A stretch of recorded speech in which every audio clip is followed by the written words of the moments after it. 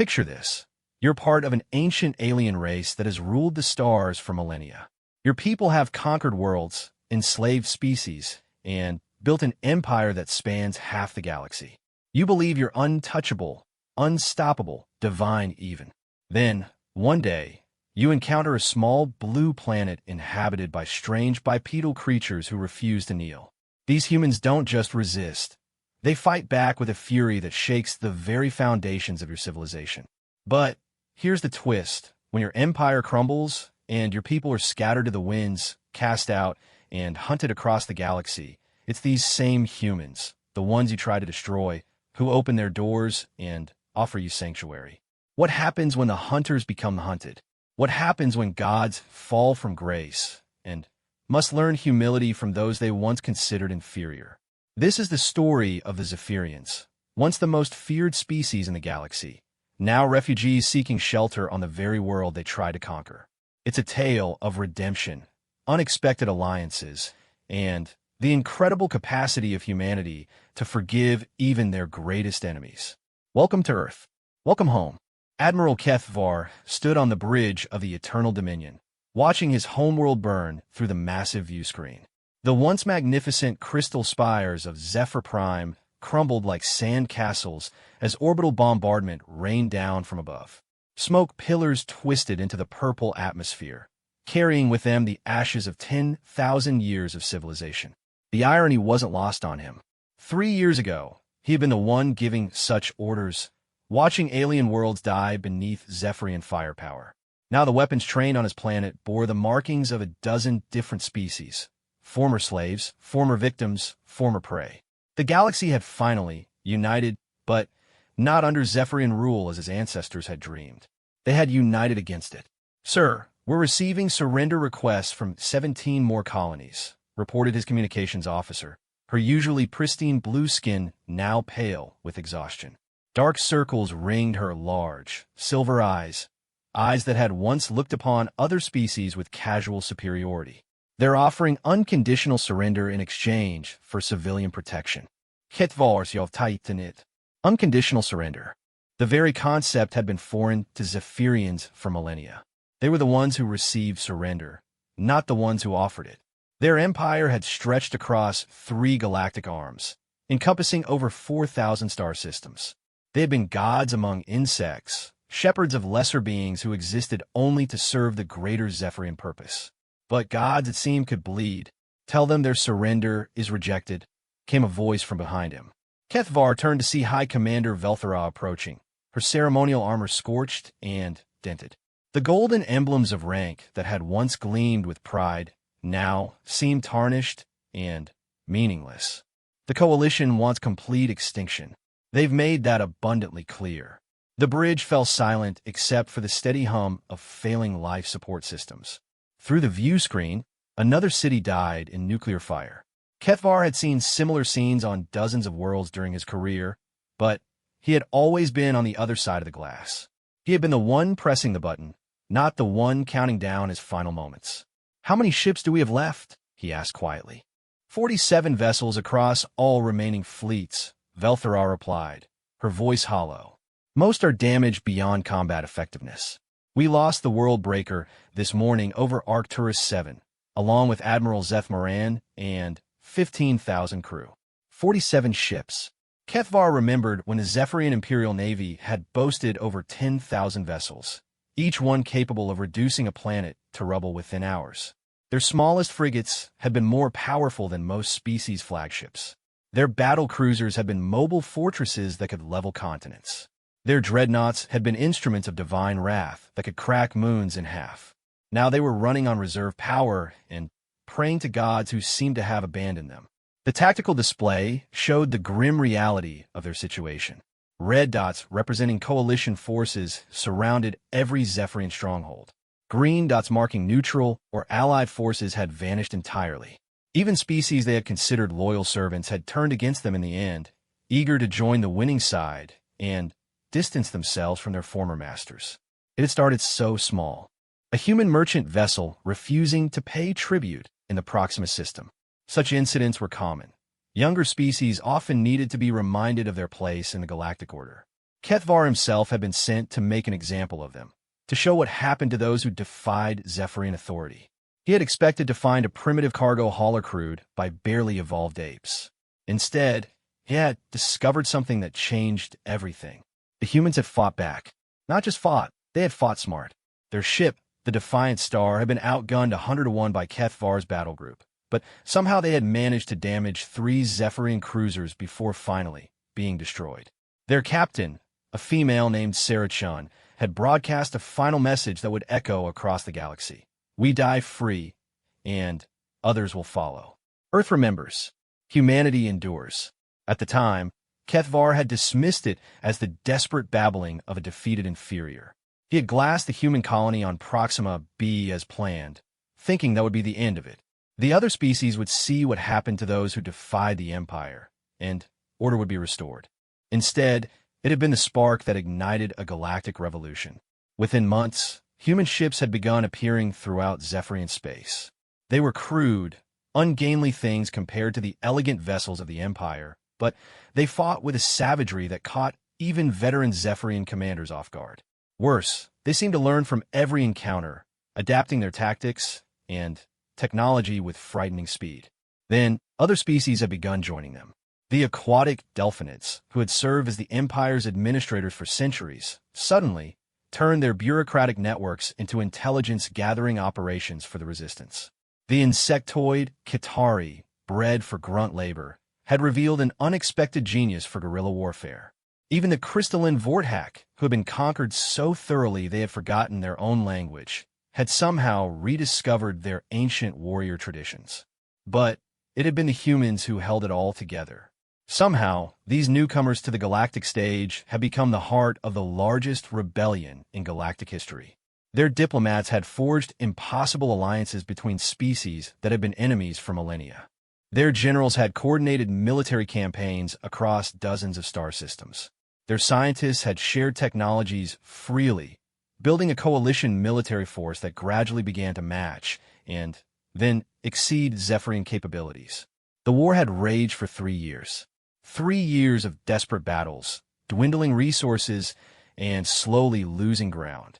The Zephyrians had fought with the fury of beings who had never known defeat, but they had been fighting against the combined rage of every species they had ever oppressed.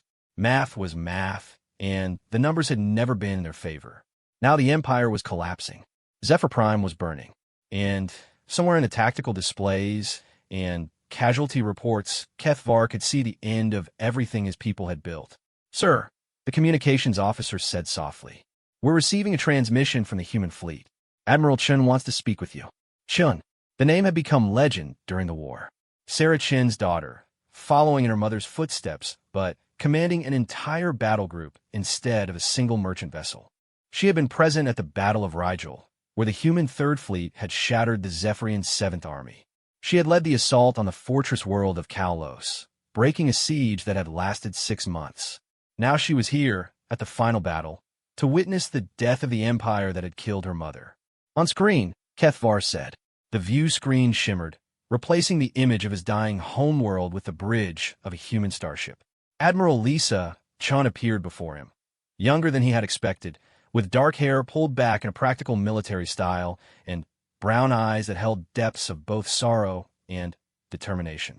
She wore the blue and white uniform of the Coalition Navy, with rank insignia that marked her as one of the youngest admirals in galactic history. "Admiral Kethvar," she said, her voice carried with crisp authority across the void between their ships. "I am Admiral Chun of the Coalition Third Fleet. I'm here to offer terms for the surrender of your forces." Kethvar felt something twist in his chest. 3 years ago, if someone had told him he would be receiving surrender terms from a human, he would have laughed. Now he could only stare at the young woman on a screen and wonder how everything had gone so wrong. "What terms?" he asked, his voice hoarse. "Complete and unconditional surrender of all Zephyrian military forces," Chun replied without hesitation. "Dissolution of the imperial government. Repatriation of all captured territories and enslaved populations. War crimes trials for command personnel. Standard terms for the complete destruction of his civilization." Kethvar had offered similar terms to conquered species countless times. He knew what came next. Execution for the leaders, slavery for the survivors, the gradual extinction of everything that made a species unique. "And if we refuse?" he asked. Admiral Chin's expression didn't change. "Then we continue this war until every last Zephyrian ship is destroyed and every last Zephyrian world is liberated." The coalition has made that abundantly clear. Behind Kethvar, he could hear the soft sounds of his bridge crew working. Loyal soldiers following orders even as their civilization died around them. They deserved better than this. They all deserve better. "There is another option," Chin said quietly, and something in her tone made Kethvar look up sharply. "What option?" "Exile." The word hung in the air between them like a lifeline thrown to a drowning man. Complete withdrawal from all occupied territories. Voluntary exile to a single star system, with regular inspections to ensure compliance. No military vessels beyond system defense craft. No territorial expansion. No interference in galactic affairs. It was more than he had dared to hope for. Exile instead of extinction. Life instead of death. But there was something in Chin's expression that suggested this wasn't a standard coalition offer. "What's the catch?" he asked. "The coalition will only accept this if we can find a species willing to sponsor your exile. Someone who will take responsibility for ensuring you honor the terms of the agreement." Chin paused, and Kethvar thought he saw something unexpected in her eyes. Sympathy? Regret? "We've already made inquiries. No one is willing." Of course no one was willing. The Zephyrians had made enemies of every species in the galaxy. Who would volunteer to harbor their former oppressors? However, Chun continued, and now Kethvar was certain he heard something different in her voice. "There is one possibility. One species that might be willing to sponsor your exile." "Who?" Admiral Chun looked directly into the camera, her brown eyes meeting his silver ones across the vast distance between their ships.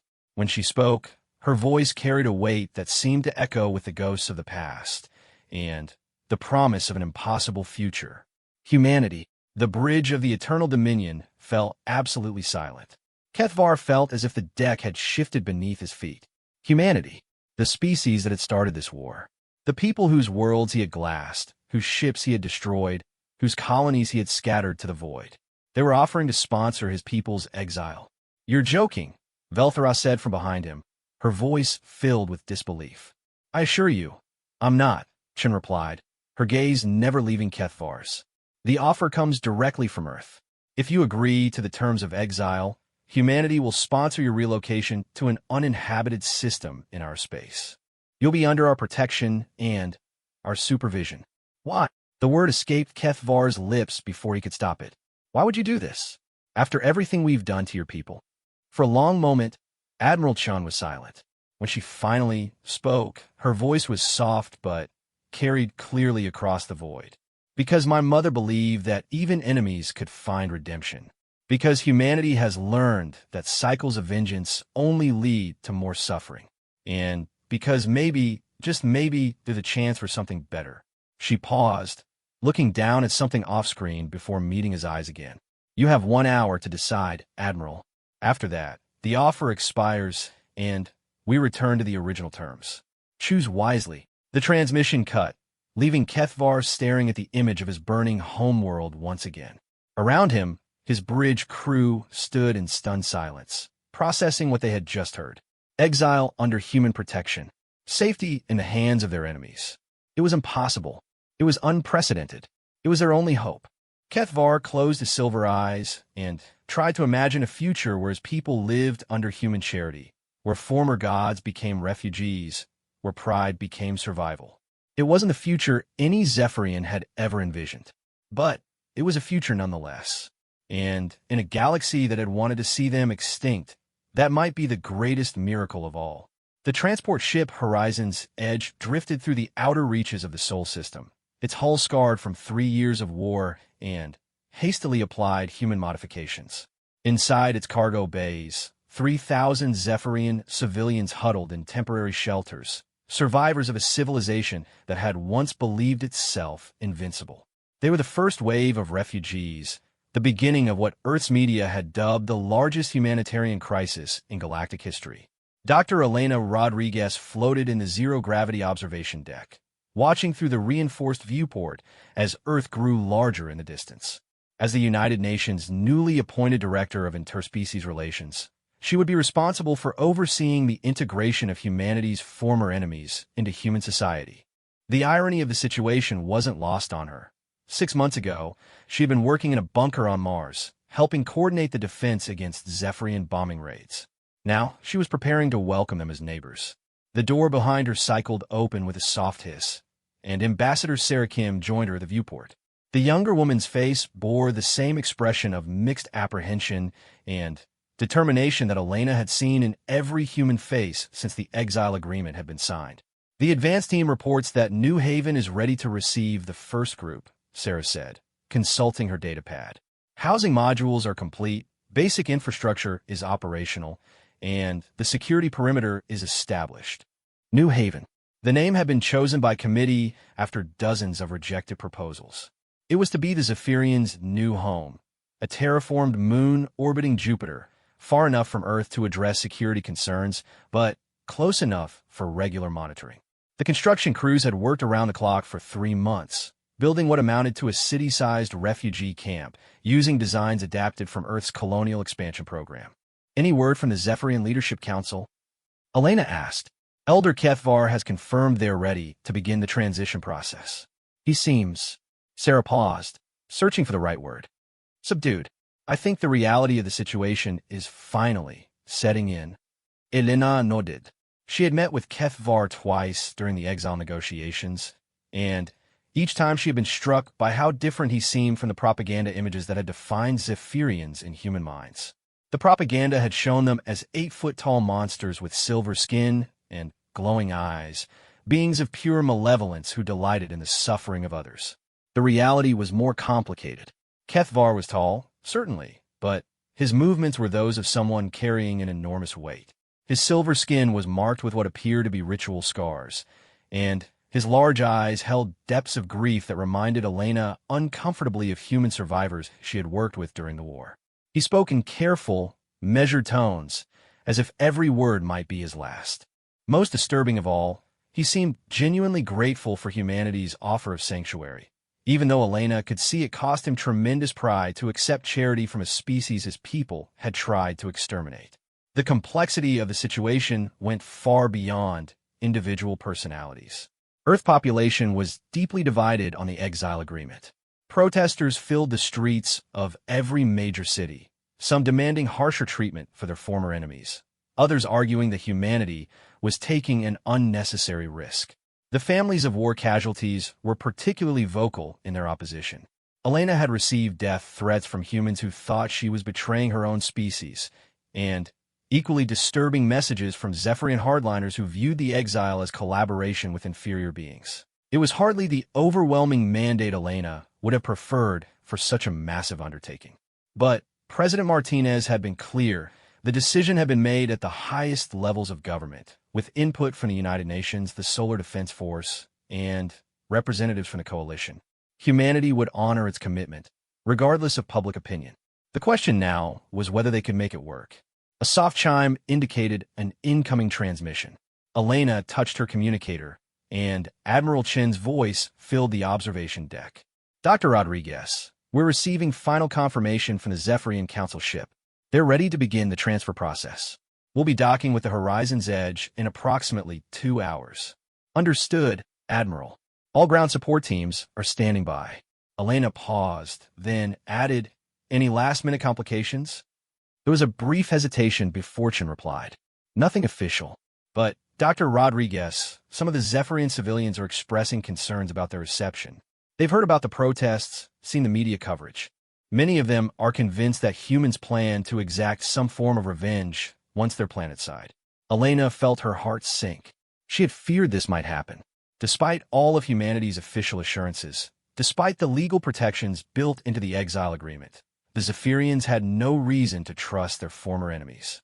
From their perspective, they were placing their lives in the hands of species they had attempted to destroy. I'll address their concerns personally during the transfer, Elena said. Are there any specific individuals I should speak with?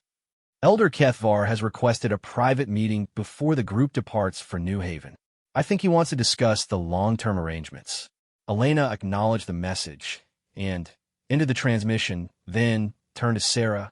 I want you to coordinate with the cultural attaches. Make sure we have Zephyrian language specialists on hand for the initial processing and double-check that all of our orientation materials have been properly translated. The last thing we need is a misunderstanding that gets blown out of proportion by the media. The next 2 hours passed quickly as Elena reviewed final preparations and coordinated with teams scattered across the solar system. The logistics of relocating an entire species were staggering. Not just the immediate concerns of housing and food, but longer-term questions about governance, education, cultural preservation, and integration. Humanity was essentially creating a new nation within their territory, with all the political and social complexities that implied. When the Horizon's Edge docked with the Council ship Penitent Dawn, Elena was there to meet the first group of Zephyrian refugees personally. The docking bay fell silent as the airlock cycled open, and she got her first close look at the people humanity had agreed to protect. They were nothing like the propaganda images. The first to emerge was a Zephyrian female carrying a small child in her arms. The child couldn't have been more than a few years old by human standards, with large silver eyes that darted nervously around the docking bay. The female, the mother, Elena assumed, moved with hesitant steps, her head held high despite the obvious fear in her expression. She wore simple civilian clothing that had seen better days, but she carried herself with a dignity that reminded Elena of human refugees she had worked with during the early days of the war. Behind her came others, elderly Zephyrians leaning on walking sticks, their silver skin marked with the deep lines of advanced age. Young adults who looked around with expressions of curiosity mixed with apprehension. Children who clung to their parents' hands and stared at the humans with the universal expression of kids encountering something new and potentially frightening. They looked, Elena realized with a shock, remarkably like any group of human refugees. Tired, scared, grateful to be alive, but uncertain about what the future held. The silver skin and unusual height were superficial differences. Underneath, they were people dealing with the same emotions any human would face in similar circumstances. Elder Kethvar emerged from the airlock last, his tall frame somehow managing to seem both imposing and diminished. He wore formal robes that Elena recognized from diplomatic meetings, but they seemed too large for him now, as if he had physically diminished under the weight of his people's fall from grace. His silver eyes met Elena's, and she saw in them a complex mixture of gratitude, shame, and something that might have been hope. "Dr. Rodriguez," he said, his voice carrying the same careful formality she remembered from their previous meetings. "On behalf of my people, I want to express our appreciation for humanity's generosity. We understand that this decision could not have been easy." Elena stepped forward, offering what she hoped was a reassuring smile. "Elder Kethvar, on behalf of humanity, welcome to the Sol System. I want you to know that every effort has been made to ensure your people's safety and comfort during this transition." She gestured to the assembled human officials behind her. "These are the team leaders who will be working with your people during the settlement process. We've tried to anticipate your needs, but please don't hesitate to let us know if there's anything we've missed." Kethvar nodded slowly, but Elena could see the tension in his shoulders. Around the docking bay, human security personnel tried to look casual while maintaining careful watch over the proceedings. The moment felt balanced on a knife's edge. One wrong word, one misunderstood gesture could shatter the fragile beginning of what everyone hoped would be a peaceful coexistence. "Perhaps," Elena continued, "you would join me for a brief tour of the facilities? I think your people might feel more comfortable if they see that their new home has been prepared with their needs in mind." The tour that followed was awkward, but encouraging.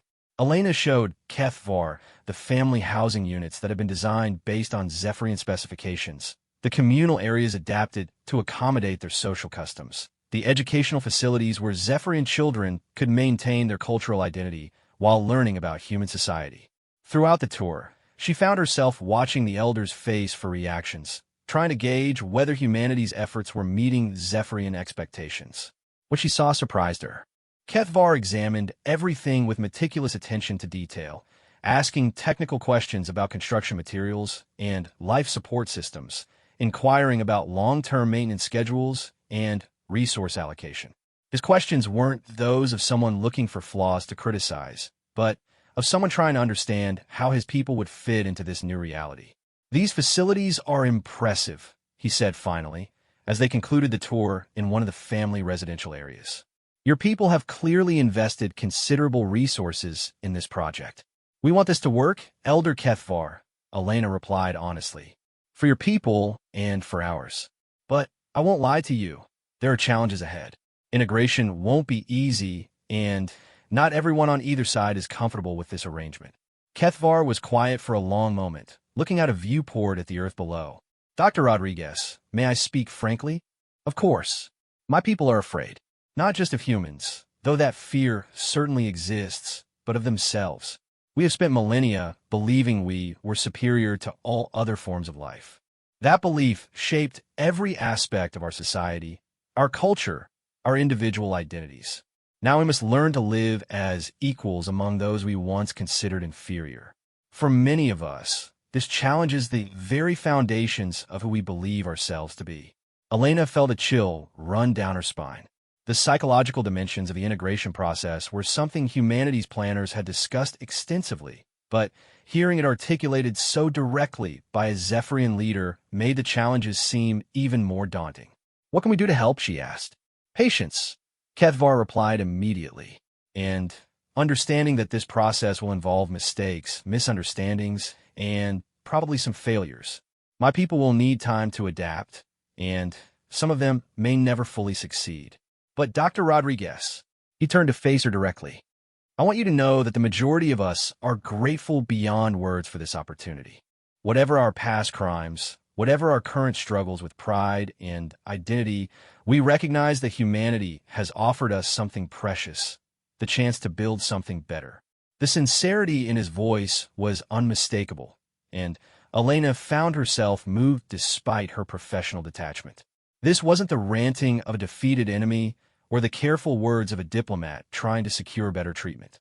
This was a leader genuinely struggling with the monumental task of guiding his people through the most dramatic transformation in their species' history. "There's something else," Elena said carefully. "Something I need to discuss with you before your people begin the settlement process." Kethvar's expression grew guarded. "Yes. The media attention surrounding this program has been intense. There will be journalists, documentary crews, political observers who want access to your people and their stories. We can control access to some extent, but we can't completely shield you from public scrutiny. Your people need to be prepared for that. We understand. What form will this scrutiny take?" Elena pulled up a holographic display showing news feeds from the past week. Images of protests, talking heads debating Zephyrian integration, opinion polls tracking public sentiment. Earth's population is deeply divided about this program. Many people support it, but many others see it as a betrayal of human war dead. Your people may face hostility, suspicion, and constant questions about their past actions. Kethvar studied the display with obvious concern. "And if this hostility becomes violence? We have security protocols in place, both for New Haven and for any Zephyrians who eventually choose to live in human communities. But, Elder Kethvar, I want to be clear about something. This program will only succeed if both our peoples work to make it succeed. We can provide safety and resources, but we can't manufacture trust or understanding. That has to be earned on both sides." The elder was quiet for several minutes, processing what Elena had told him. Finally, he looked up with an expression of grim determination. "Dr. Rodriguez, 3 years ago my people believed we were destined to rule the galaxy. Today, we are refugees dependent on the charity of those we tried to destroy. If we can't survive that transition, perhaps we can survive whatever challenges await us on New Haven." He paused, then extended his hand in the human gesture of greeting that Elena had taught him during their first meeting. "We accept the risks, Dr. Rodriguez, and we accept the opportunity. Our children will grow up in a different world than the one we created, and perhaps that is for the best." Elena shook his hand, struck by the strength of his grip and the weight of the moment.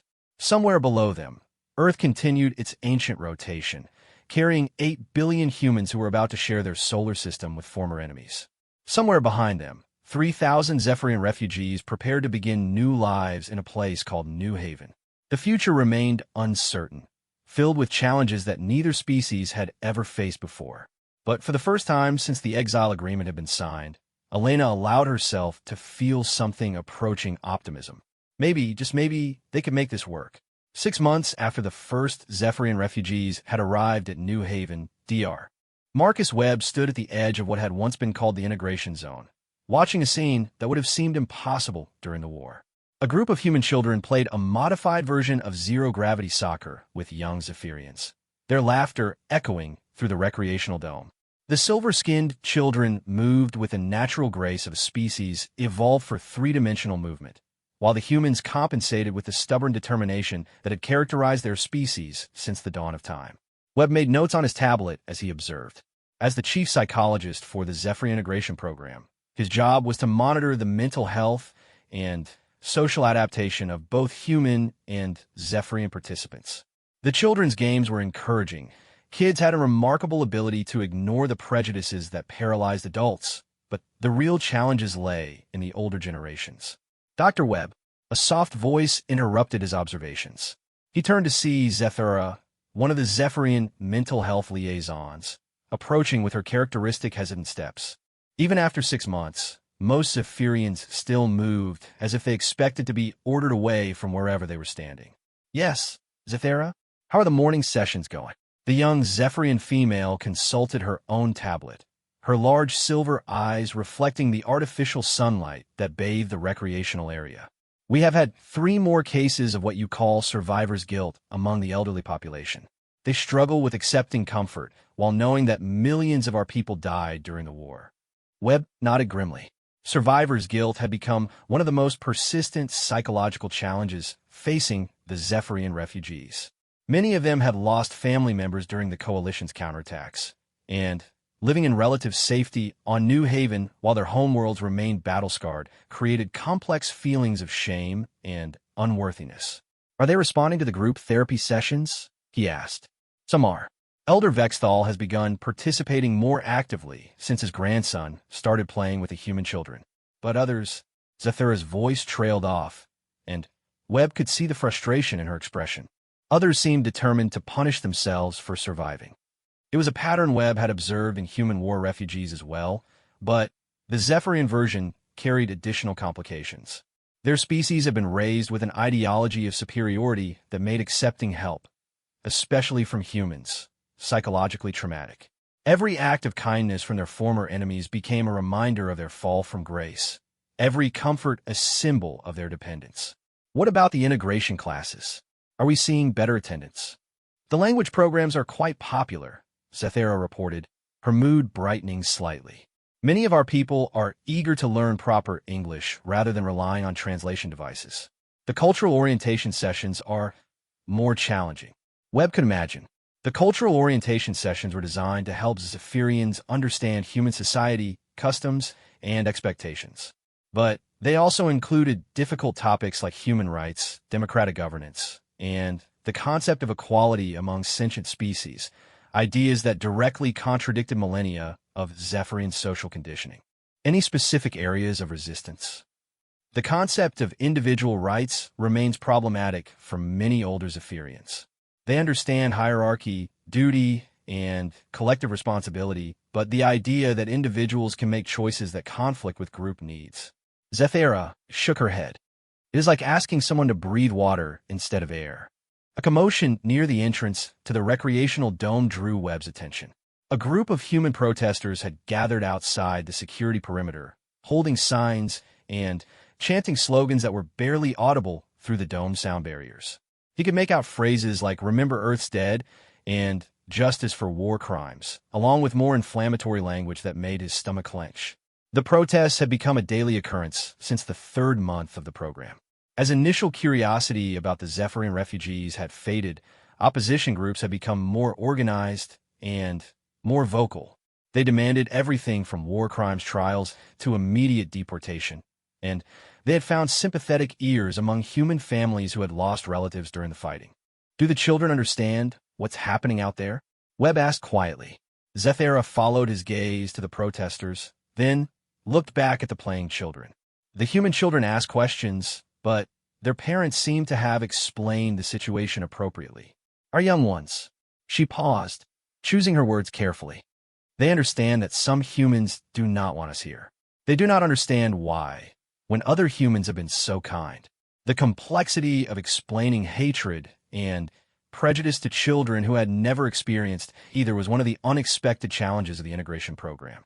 Young Zephyrians have been raised in a society where their superiority was simply assumed, never questioned or defended. The idea that others might hate them for their identity was as foreign as the concept of individual rights. Webb was about to respond when his communicator chimed with an urgent message. Dr. Rodriguez needed to see him immediately in the administrative complex.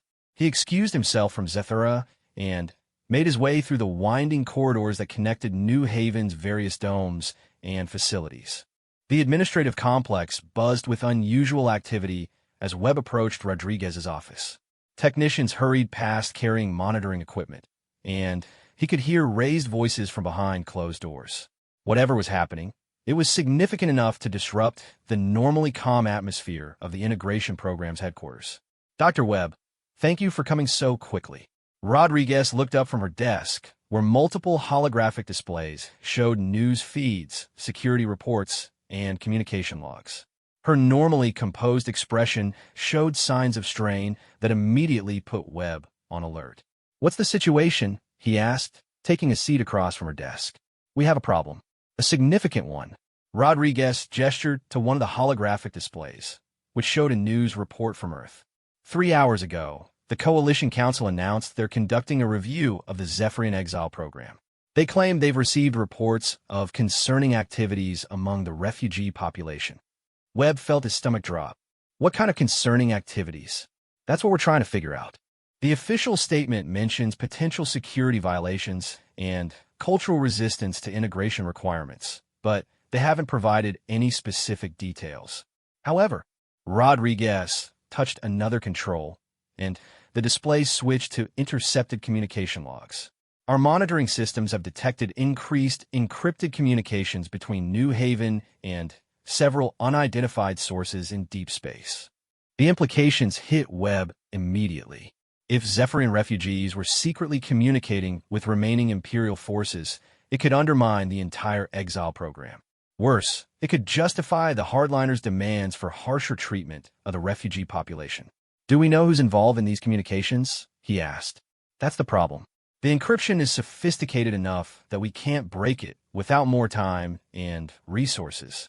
But Dr. Webb, the Coalition has given us 72 hours to provide a full report on the situation, including the identities of any refugees involved in unauthorized communications."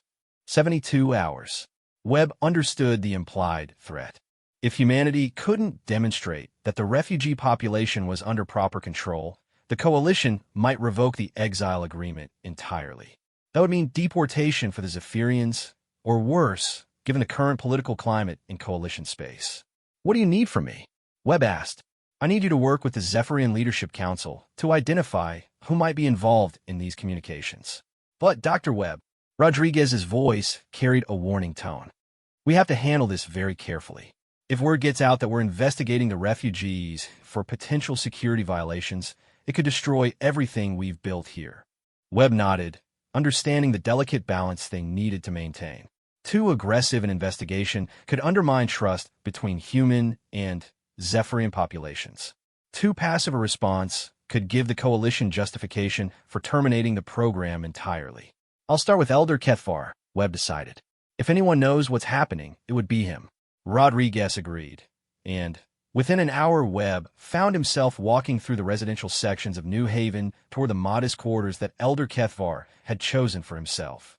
The Zephyrian leader had refused the larger accommodations offered to him, preferring to live among the general refugee population in what he called solidarity with those who have lost everything.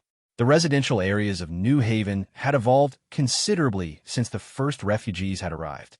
What had started as sterile emergency housing had gradually taken on characteristics of a real community. Zephyrian families had decorated their quarters with personal items salvaged from their homeworlds, creating small shrines and cultural displays that added color and meaning to the standardized human architecture. Webb passed a communal area where elderly Zephyrians gathered each evening to share stories and maintain oral traditions. Children's artwork covered the walls, a mixture of human and Zephyrian artistic styles that created something entirely new. Gardens tended by both species flourished under artificial sunlight, growing foods that combined earth crops with carefully cultivated Zephyrian plants. It looked, Webb realized, like home. Not the home any of these people had expected to create, but home nonetheless. He found Elder Kethvar in his quarters, sitting before a small altar decorated with crystals that had come from Zephyr Prime. The Elder was in meditation, a daily practice that seemed to help him cope with the enormous pressures of leadership during such unprecedented times. Elder Kethvar. Webb called softly from the doorway. I apologize for interrupting, but we need to discuss an urgent matter.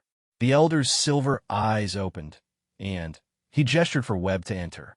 His quarters were spartanly furnished, containing only the basic amenities provided to all refugees, plus a few personal items of obvious sentimental value.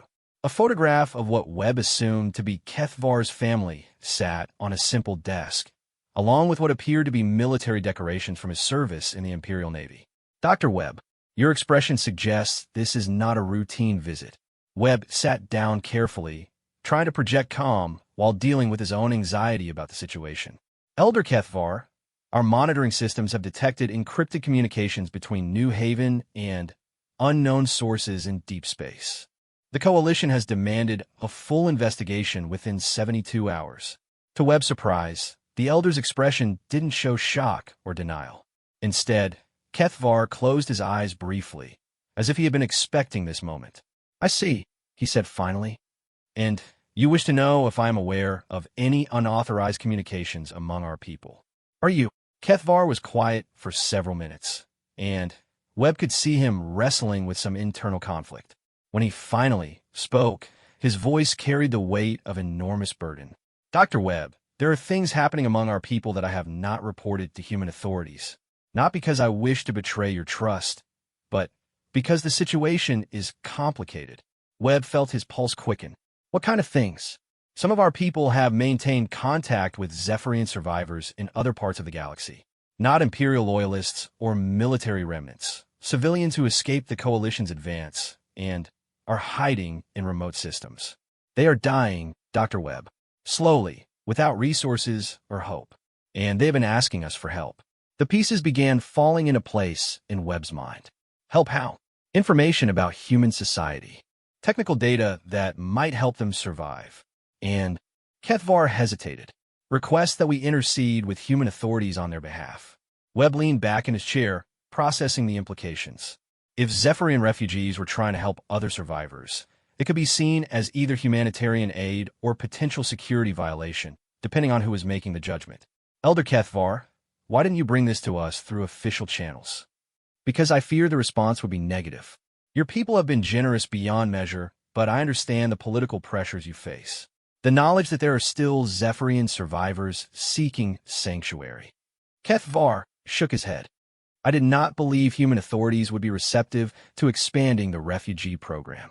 Webb understood the Elder's reasoning, but the secrecy had created exactly the kind of security concern that could destroy the program. Who among your people is involved in these communications? Myself, Zethera, who you know from his psychological services. Engineer Vaxthal, who has been using his technical skills to maintain communication equipment. Perhaps a dozen others who either have family members among the survivors or who feel obligated to help their own people. How many survivors are we talking about? Kethvar's expression grew heavy. Our best estimates suggest perhaps 50,000 Zephyrians scattered across remote systems throughout the galaxy. They're living in conditions that, Dr. Webb, they're slowly dying. Without resources, without hope, without any prospect of building sustainable communities. 50,000. Webb felt the magnitude of the number settle over him like a weight. The current program was designed for the 30,000 refugees already on New Haven, with provisions for perhaps 10,000 more.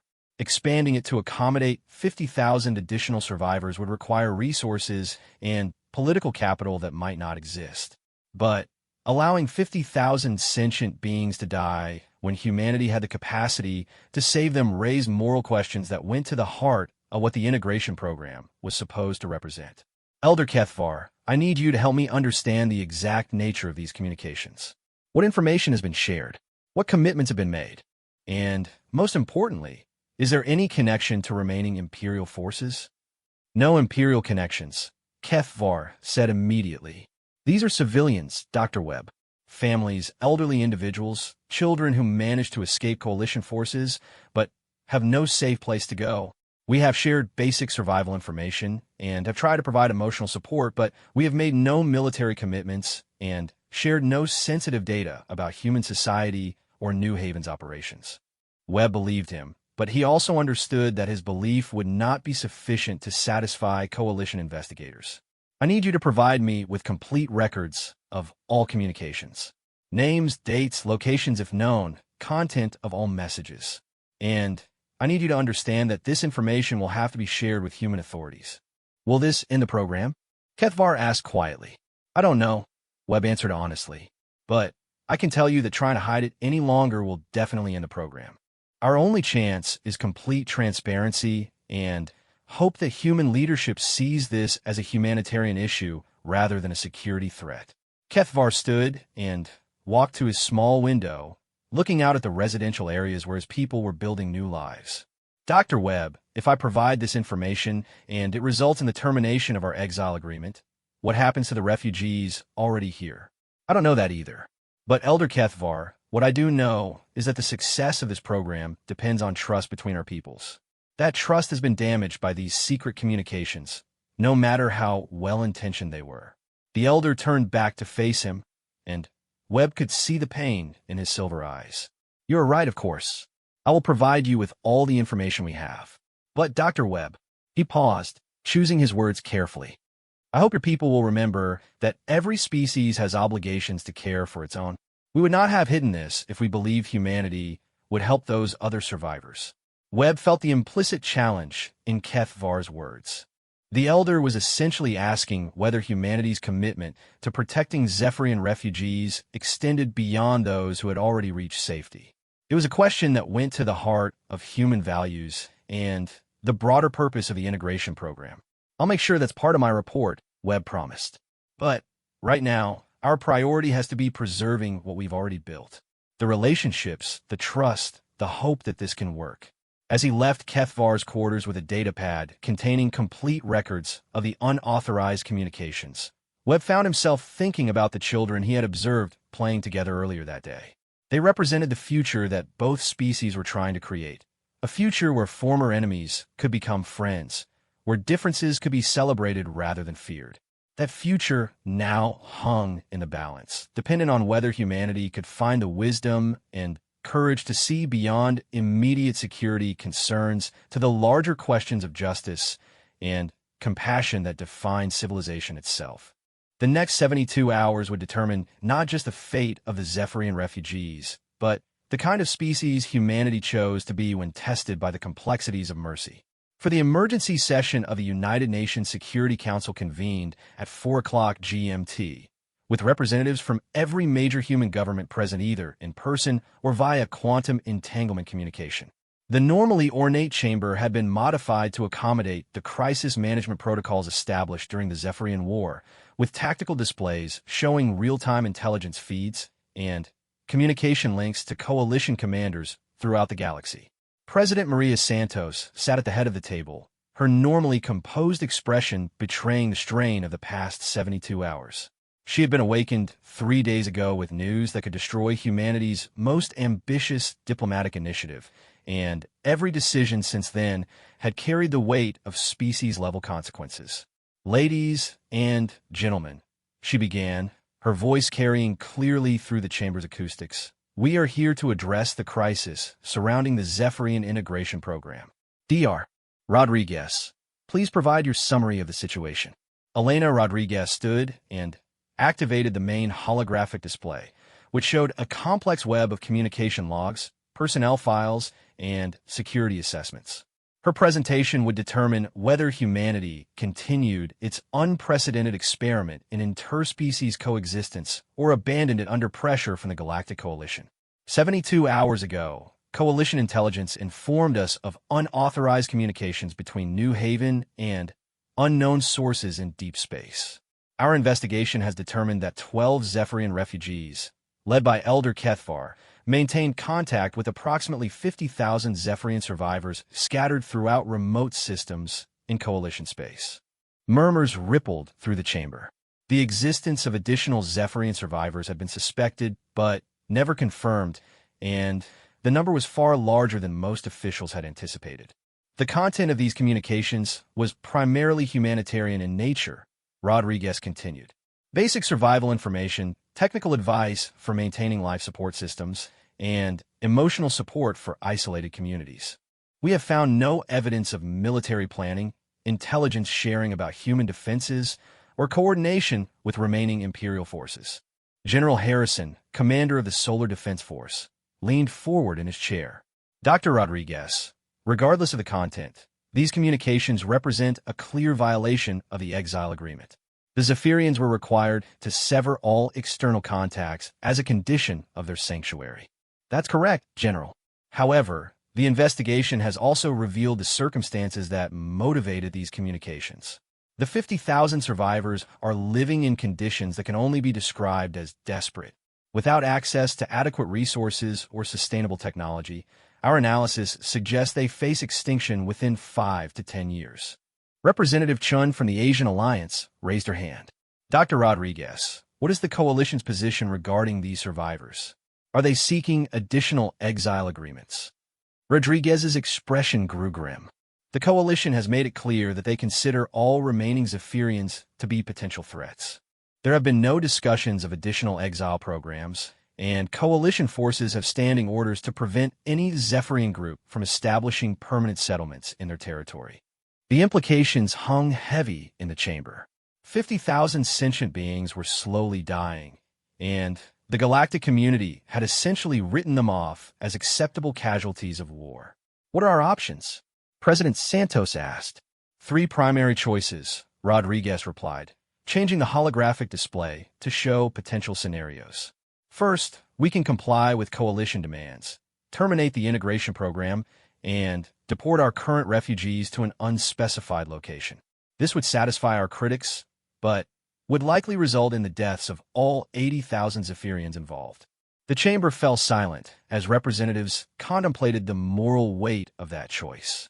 Condemning their former enemies to death would solve the immediate political crisis, but it would also represent a fundamental abandonment of human values. Second, Rodriguez continued, we can maintain the current program while implementing stricter security measures to prevent future unauthorized communications. This preserves what we've already built, but does nothing to address the humanitarian crisis facing the remaining survivors. And the third option? Santos asked, though her tone suggested she already knew the answer. We expand the program. Offer sanctuary to as many of the 50,000 survivors as we can reasonably accommodate and integrate. This would require significant additional resources and would face enormous political opposition, but it would be consistent with the humanitarian principles that motivated the original exile agreement. The debate that followed was unlike anything the Security Council had experienced since the Zephyrian War itself.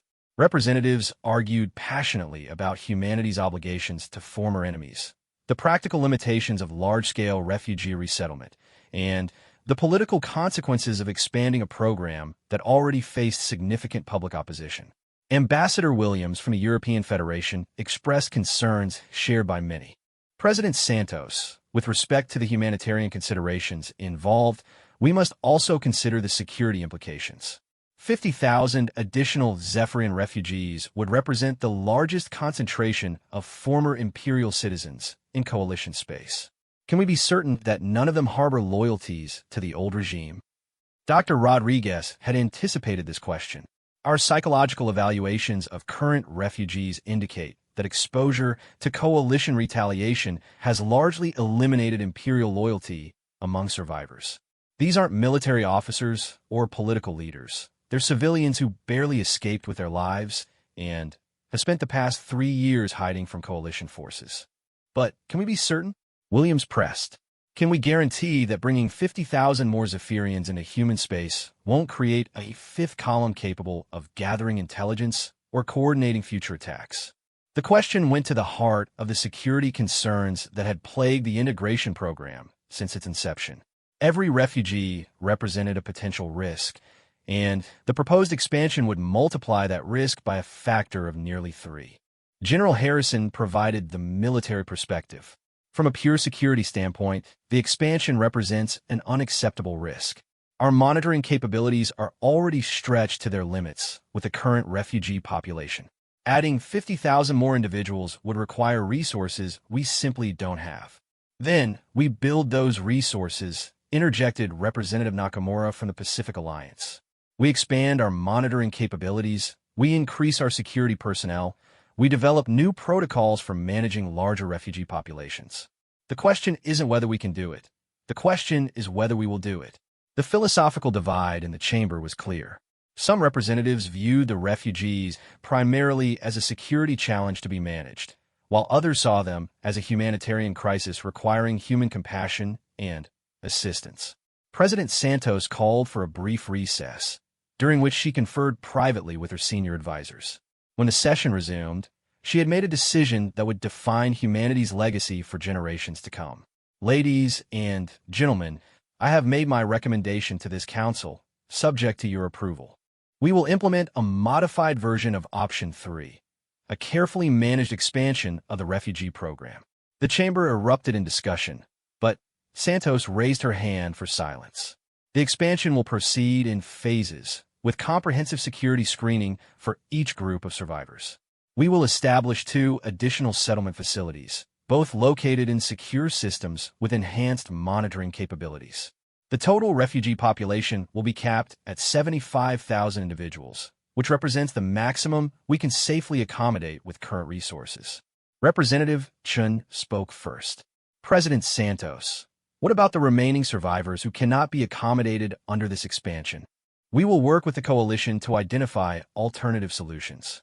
Potential options include settlement on uninhabited worlds under international supervision, integration into existing alien communities willing to accept Zephyrian refugees, or the establishment of autonomous colonies in neutral territory. General Harrison looked skeptical. Madam President, this expansion will require approval from the Coalition Council. Given their current stance regarding Zephyrian survivors, what makes you believe they'll support this initiative? Santos smiled grimly. Because we're not asking for their support, General. We're informing them of our decision.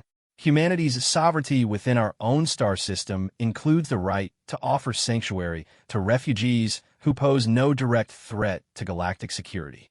The boldness of the declaration sent ripples through the chamber. Santos was essentially telling the coalition that humanity would proceed with or without their approval, based on human values and human judgment. The vote is called, Santos announced. All those in favor of the modified expansion program. The vote was closer than Santos had hoped.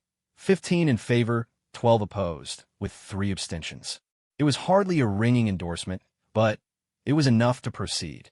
As the session concluded and representatives filed out to brief their respective governments, Santos remained behind with Dr. Rodriguez and General Harrison. Dr. Rodriguez, I want you to begin immediate preparations for the expansion. Identify the most suitable candidates among the survivors, prioritizing families with children and individuals with skills that could contribute to the integration communities. Yes, Madam President. What about the refugees who were involved in the unauthorized communications? They receive official reprimands, but no other punishment. Their motivations were understandable, even if their methods were problematic. Santos turned to General Harrison. General, I need you to develop enhanced security protocols for the expanded program. I want monitoring systems that can handle the larger population without creating an atmosphere of oppression. Harrison nodded reluctantly. I'll have preliminary recommendations within 48 hours. But, Madam President, I want on record that I believe this expansion increases our security risks significantly. Noted, General, but I want something else on record as well. If we abandon these refugees to die when we have the power to save them, we abandon something essential about what makes us human. Over the following weeks, news of the expansion decision dominated human media coverage. Public opinion polls showed the same divided response that had characterized the program since its inception, but with a slight shift toward support as stories emerged about the desperate conditions facing the remaining survivors. The most compelling coverage came from a documentary crew that had been given unprecedented access to New Haven during the crisis. Their footage showed Zephyrian refugees gathering to hear news of the expansion, their reactions a mixture of relief, gratitude, and overwhelming emotion. Elder Kethvar had been interviewed extensively for the documentary. When asked about his feelings regarding the expansion, his response became one of the most widely quoted statements of the entire program. 3 years ago, my people believed we were gods among inferior beings. Today, those inferior beings are willing to risk their own security to save Zephyrians they have never met, simply because it is the right thing to do. If that is not divinity, then perhaps we never understood what the word meant. The interview footage also captured a moment that became symbolic of the entire integration program. Kethvar's young grandson, who had been playing with human children throughout the documentary filming, approached the camera and spoke in accented but clear English. My grandfather says humans used to be our enemies. But Sarah and Tommy are my friends, and their parents bring us food when grandfather is sad. I think maybe the grown-ups were confused about who the enemies really were. As the expansion program moved into its implementation phase, challenges and successes emerged in equal measure. The new settlement facilities required massive resource investments and faced constant protests from opposition groups. Security incidents occurred regularly, though most were minor and involved misunderstandings rather than actual threats. But the program also produced moments of unexpected beauty. Zephyrian engineers worked alongside human technicians to develop new life support technologies that benefited both species. Cultural exchange programs flourished as humans and Zephyrians discovered shared interests in art, music, and philosophy. Most remarkably, the first generation of children born on New Haven began demonstrating cognitive abilities that seemed to combine the best characteristics of both species. The ultimate test would come in the following months, as the first groups of survivors from deep space arrived at the new settlement facilities. Their integration would determine whether humanity's experiment in interspecies coexistence could survive the transition from humanitarian crisis to permanent multi-species society. But, for the moment, President Santos allowed herself a rare moment of satisfaction as she reviewed reports from New Haven. The children were still playing together, the adults were still learning to trust each other, and humanity had once again chosen compassion over fear. Perhaps that was enough to build a future on. 5 years had passed since the first Zephyrian refugees had arrived in the Sol system, and Dr. Elena Rodriguez stood once again at an observation deck, watching the impossible made routine. Through the transparent, aluminum viewport of New Haven's primary orbital station, she could see the bustling activity of what had become the most successful interspecies community in galactic history. Cargo ships moved between the various settlement facilities, carrying everything from raw materials to cultural artifacts. The sleek lines of human vessels mingled with the more organic curves of Zephyrian designs that had been adapted for peaceful purposes. In the distance, the massive construction framework of Haven City was taking shape, the first permanent mixed-species metropolis, designed jointly by human and Zephyrian architects to accommodate the needs of both populations. Rodriguez's reflection was interrupted by the arrival of her assistant, James Park, who carried a tablet displaying the morning's reports from across the integrated communities. Dr. Rodriguez, the final census data is complete. Current population across all facilities stands at 67,000 Zephyrians and approximately 12,000 humans who have chosen to live permanently in the integrated communities. What about those humans? Rodriguez smiled at the number. The original program designers had anticipated perhaps a few hundred human administrators and support staff living alongside the Zephyrian refugees. They had never imagined that thousands of humans would voluntarily relocate to the settlement facilities, drawn by opportunities for interspecies collaboration, mixed marriages, and the chance to be part of something unprecedented in galactic history. Any updates from the Galactic Coalition? Rodriguez asked. Ambassador Chun reports that 17 more species have formally recognized the settlement communities as legitimate political entities. The Delphinid Assembly has even requested technical assistance in establishing their own refugee program for war survivors. Rodriguez felt a surge of pride. What had begun as an emergency humanitarian response had evolved into a model for post-conflict reconciliation that was being studied throughout the galaxy. Universities from dozens of worlds sent observers to study the integration communities, and the accumulated research had already led to breakthrough discoveries in psychology, sociology, and interspecies communication. In the domestic situation, James's expression grew more serious. Public support has stabilized at around 68%, but we're seeing increased political pressure regarding the upcoming citizenship referendum. The Human First movement is organizing major rallies in 12 major cities. The citizenship referendum. Rodriguez had known this moment would come eventually, but the reality still felt surreal. In 6 months, the citizens of Earth would vote on whether to grant full citizenship rights to Zephyrian refugees who had completed the integration process. It would be the first time in human history that another sapient species could become legal equals within human society. What does polling show for the referendum? 51% in favor, 43% opposed, 6% undecided. It's going to be close. Close indeed. Rodriguez had hoped that 5 years of successful coexistence would have built stronger support, but the citizenship question triggered deeper anxieties about human identity and the future of their species. The opposition wasn't necessarily based on hatred. Many humans simply weren't ready to formally share their civilization with former enemies, regardless of how well the integration had proceeded. A soft chime indicated an incoming priority message. Rodriguez accepted the communication and found herself face-to-face with President Santos, who was calling from her office in Geneva. Dr. Rodriguez, I hope you could spare a few minutes. We need to discuss the delegation that's arriving this afternoon. Of course, Madam President. The Regelian Council representatives? Among others. Elena, this delegation includes representatives from 47 different species, including some that were never part of the original coalition. They're coming to see what we've built here, and their report could influence refugee policy throughout the galaxy. The weight of the moment settled on Rodriguez's shoulders. The integration communities had succeeded beyond anyone's wildest expectations, but they remained an experiment under constant scrutiny. Every success was amplified by supporters, every failure magnified by critics. This delegation would carry their observations back to governments representing billions of sentient beings, many of whom were dealing with their own post-war refugee crises. What do they want to see specifically? Rodriguez asked. Everything. The residential facilities, the educational programs, the mixed work groups, the cultural preservation projects. But, Elena, what they really want to understand is whether this can work on a larger scale. Whether the model we've developed here can be adapted for other species, other conflicts. Other conflicts.